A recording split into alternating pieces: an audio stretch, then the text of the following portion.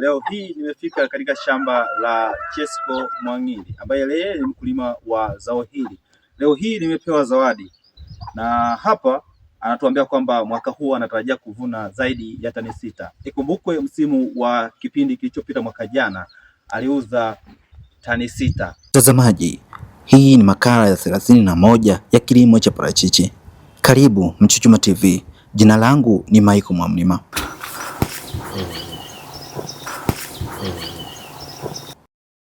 Wakati wengi wakiamini mafanikio huanzia mjini, mwenyekiti wa kitongoji cha Mtakuja, kata ya Kichiwa, wilayani Njombe, Chesco Mwangili aliandika historia tofauti. Alipochagua kupanda parachichi, alizihakiwa, alikatishwa tamaa na hata wengine walimwambia anapoteza muda. Lakini leo miti aliyoipanda ndiyo inasimulia ushindi wake. Lakini je, unajua kuwa safari yake haikuwa rahisi?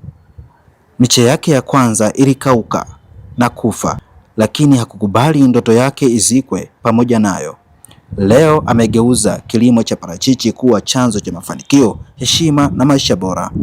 Katika simulizi hii utajionea jinsi zihaka zinavyogeuka kuwa pongezi na kwa nini hadithi ya Chesco Mwangili imekuwa somo kwa vijana, viongozi na kila mtu anayetamani kufanikiwa. Karibu hadi mwisho wa simulizi hii ya kipekee.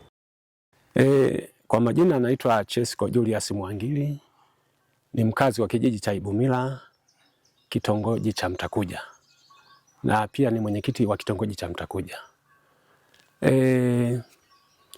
Safari ya mafanikio ni ndefu kidogo. Mtu huwezi kufanikiwa bila kupitia changamoto. Kiujumla, nimefanya shughuli nyingi sana. Shughuli ya toka namaliza shule ya msingi, nimefanya shughuli ya kusomba mahindi kupeleka Makambako kwa baskeli. Nimekuja nikaacha hiyo, ni baada ya changamoto ndogo ndogo nikaacha, nikaanza shughuli ya kupasua mbao kwa mkono, ile ya handicart hivi ile. Sinaipata ile? Nimefanya ile, nikaja nikaacha, nikaingia kwenye kupasua kwa mashine. Nimefanya hiyo pia, mafanikio yakawa kidogo. Nimekuja kuacha, ndo mwaka 2014 nikaja kufanikiwa kupata elimu ya kulima parachichi. Kimsingi kwenye eneo hili kilimo cha parachichi ilikuwa ni kigeni sana. Kwa hiyo nilipopata elimu ya kulima parachichi kwa ndugu yetu moja wa Itulike, na akaja kunifundisha namna ya kupima shamba, kuchimba mashimo. Sasa ninapochimba mashimo, nimeshaelekezwa na yule mtaalamu, anaponielekeza na chimba mashimo humu, watu wananishangaa. Sema huyu anataka kufanya nini shamba la kulima mahindi hili? Walikuwa wananishangaa sana. Lakini nikajikaza, baadaye ilionekana kama nimechanganyikiwa hivi kwa sababu ni kitu kigeni. Nimechimba shamba lote linaonekana lina mchanga mwekundu humu. Basi ikawa ni kitu kama cha ajabu hivi. Lakini baadaye nikaja kupanda parachichi na nimeendelea kuzihudumia. Wakati ule elimu kidogo ilikuwa ipo chini, nilishindwa kufanikisha. Nilichimba mashimo 100 lakini sikufanikiwa kupanda kustawisha yote. Nilinunua miche 100 nikafanikiwa kupanda, lakini mingine ikakauka kwa sababu ya elimu ya utunzaji ilikuwa ndogo. Lakini pia baada ya kuendelea kuitunza hii miche, kwa mara ya kwanza kabisa kuuza parachichi nilifanikiwa kuja kuuza mwaka 2018. Nilienda kuuzia pale Rusisi kwa bwana mmoja anaitwa Mkongwa, ndio walikuwa nakusanyia wenyeji pale matunda, na mimi nikaenda kuuzia pale. Nikafanikiwa kupata shilingi 98,000 kwa mara ya kwanza kabisa. Ndio volume 1 kabisa hiyo. Kwa hiyo mpaka sasa naendelea kuitunza hii miti, na sasa hivi karibu na miaka 12. Angalau kila mti kwa mwaka kwa sasa hivi inaweza ikanipa hata 200,000, 200,000 na point. Kwa kila mti mmoja? Kwa kila mti, kwa hii miti mikubwa hii.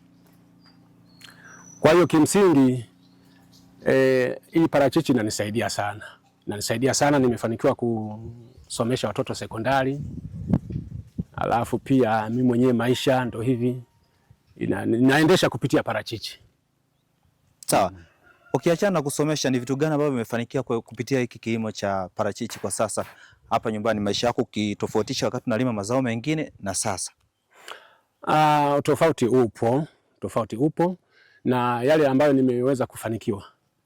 Kwa mfano, kuna mashamba nimeongeza kuyanunua, halafu pia kuna nyumba nimejenga ipo Kibena pale.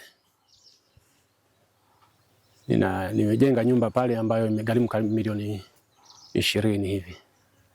Makadirio yako kwa mwaka, ukifeli sana unaweza kama unapata shilingi ngapi?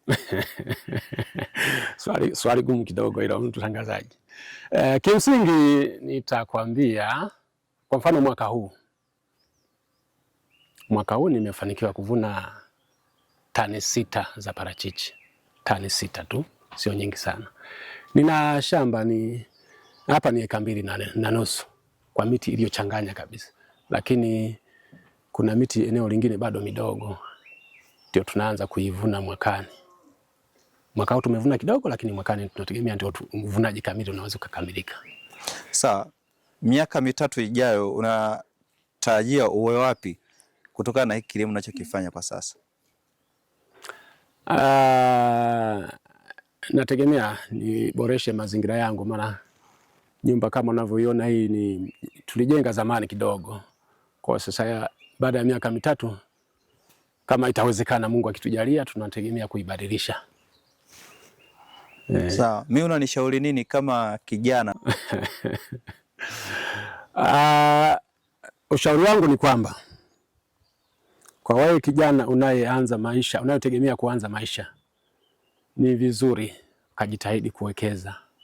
Usiangalie kile kipato cha kupata kwa wakati huo na ukaingiza kwenye matumizi bila kuwekeza mbele. Kuwekeza ni jambo la msingi. Vijana walio wengi wanapenda kufanya kazi, wanapata hela na wanaenda kuitumia. Hawakumbuki kwamba baadaye hii nguvu alionayo itapungua. Kwa hiyo anatumia fedha yote, anasahau kama kuna dharura inaweza kaja kutokea. Kwa hiyo kijana, ni vizuri ukawekeza hata kama utakuja kufanikiwa baadaye sana. Tunajua kwamba wewe ni kiongozi lakini unajishughulisha na hizi shughuli za kilimo. Unawaambia nini viongozi wengine ambao pengine wamechaguliwa na wananchi au wengine wa kuteuliwa kufanya kazi kama unayoifanya wewe, kuhakikisha kwamba unajengea kipato cha kwako na kusaidia jamii? Ninafikiri kwamba kwa viongozi wenzangu wasilewe madaraka. Wasiwe na ile hali ya kulewa madaraka, waone kwamba kwenye cheo ndo kila kitu. Hapana. Cheo ni dhamana kama wanavyosema, lakini pia unatakiwa uwe na shughuli ambayo inaweza kuendesha maisha yako ya kujitegemea kabisa, sio kutegemea cheo. Na ndivyo nilivyo mimi hapa. Mimi nategemea kwamba hili shamba ndio linalonitunza, sio cheo. Cheo pale ni huduma tu kwa jamii. Nadhani ni hivyo. Sasa unatenganishaje muda wako kati ya kazi ya kiserikali na huku shambani? Nadhani kwamba mimi kama kiongozi wa kitongoji, kazi za serikali sio nyingi sana kivile. Kazi za serikali ni sio nyingi sana. Nina muda mwingi wa kujitegemea, kufanya shughuli zangu. Pale inapotokea dharura nahitajika nifike serikalini, nafika.